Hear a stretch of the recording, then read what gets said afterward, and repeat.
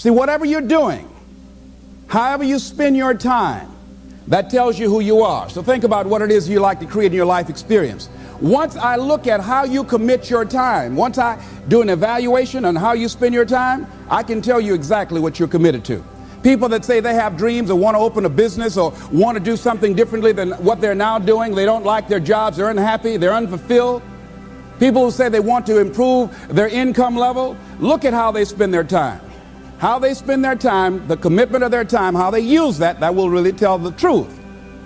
People who said, I'd like to do better, but you don't find them in vocational or technical schools upgrading their skills and their knowledge, how they spend their time, that will tell you what's going on. People who say they want to normalize their weight, they want to be healthy, but every time you see them, they're eating, that will tell you that they're committed to being obese for the rest of their lives. People tell you they want to stop smoking and they're lighting up at that time.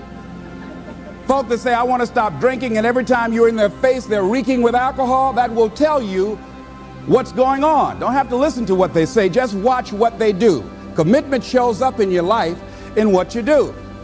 On the other hand, you can make the commitment to your life that you don't like the results that you have and that you're going to do something about it. See, that power is available to all of us. People who look at life and decide, I want something different for myself. Carol Hatfield. Carol lives in Detroit, single mother, decided that she wanted to go into her own business, did not have enough money to do it. She wanted to have a health food store. She sold her car and used the money to start in a little storefront, a little hole in the wall. She rode to work on a bicycle. And then when she got enough money, she bought a motor scooter and did that for a long time. She's now a very successful person. She now has 3 health food stores. She said it was hard, it's a struggle, Les. She said, but I did it. She said, I made the commitment to do it, and I did it. Why is it that people are frightened by commitment? Because when you say the word commitment, that intimidates a lot of people. Why? Because it means you have to deliver. See, most people, you ask them, hey, look here, I'd like for you to do this. And they'll say, I'll try. I'll try means that is my escape clause. When I don't come through, it's really a polite no. I don't have the courage to tell you no, so I'll tell you I'll try. Hey, look here, I need you to come to this meeting. I'll try. I say, what do you mean? You're going to lean toward the meeting? So most people like to use that language. They don't want to commit themselves because commitment means, among many things, no excuse is acceptable. That's what it means, no excuse. That if you decided that you're going to do this, if it becomes hard, then do it hard. If it's difficult, so what? If it's inconvenient, so what? See, a lot of people made a commitment to come here tonight, but they looked outside and said, it's raining. The temperature dropped. It's cold outside. And they decide to give up on their commitment. And that's how people do about their dreams. They don't honor their commitment to themselves. Let me tell you what happens when you don't keep your commitment. Number one, it begins to deplete your self-esteem and it erodes your self-image. It weakens your faith in yourself. You don't feel good when you don't keep your commitments. The other thing is that you begin to develop weak relationships with people. People begin to realize they can't depend upon you. They can't rely on you because you won't keep your word. You've established that kind of reputation. Just think, what would your life be like if you decided to keep your commitments? What will all of our lives be like if we decided to keep our commitments? That we decided to do the things that we said that we were going to do. That we wouldn't even speak it unless we were going to do it. If we decided just for a week, just see what your life can be like. Let's do it for a commitment to make it a 7-day commitment that I won't say I will do anything unless I'm going to do it. And find out what your life will be like. Let me tell you what, if you follow it through, if you keep your commitment to the commitment, at the end of the 7 days, you'll feel strong and powerful. Because by honoring your commitment, each time that you do, that empowers you. Whatever discipline that is required, whatever it is that you must do. So I'm suggesting, number one, commit yourself to live in the present. Many of us are not able to move forward and develop and manifest our greatness because we spend so much time looking back or worrying about the future. Seize the moment.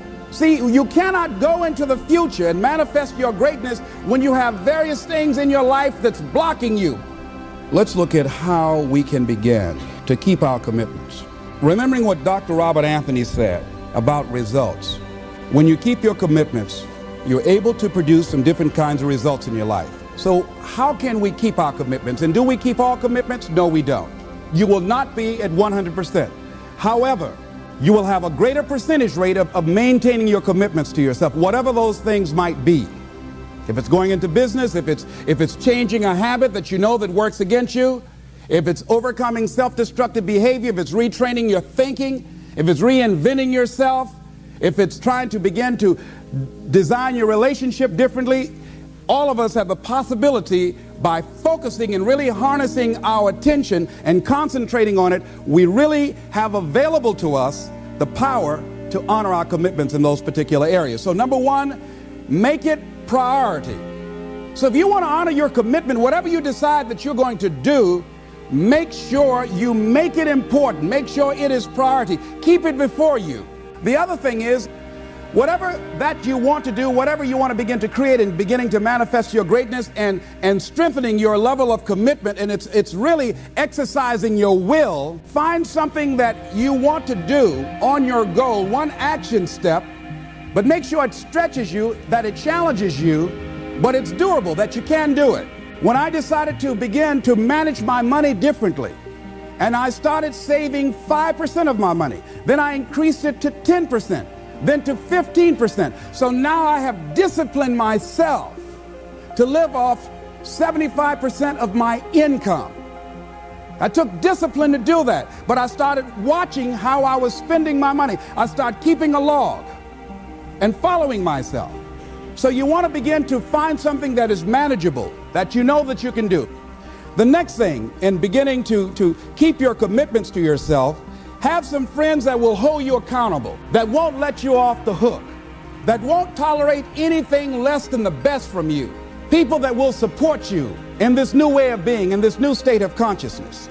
The other thing is that important is have a contingency plan. See, many times when you make a commitment to do something, there are some other variables that will happen that you can't control or you perhaps did not think about. So you want to have some other plans going on. You want to become creative. See, most people don't keep their commitments because when something goes wrong, they just stop. They don't have a contingency plan.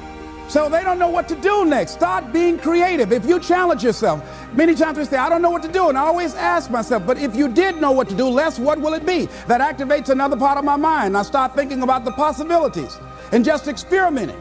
But many of us just stop dead in our tracks. I don't know what to do. You do know what to do. You've got genius in you. Challenge yourself, push yourself, make yourself come up with something. Use your imagination.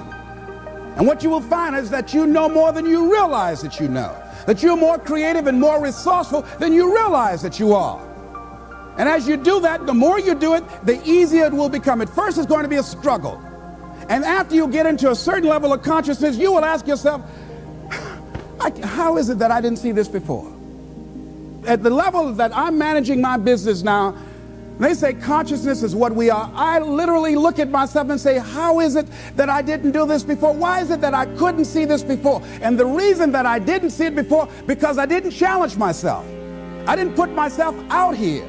See, the reason that most of us go through life never discovering our true greatness, literally walking, breathing corpses, the uncommitted life isn't worth living. Why? Because it doesn't produce anything. See, you only make things happen. Your life only counts. You only make a difference when you are committed.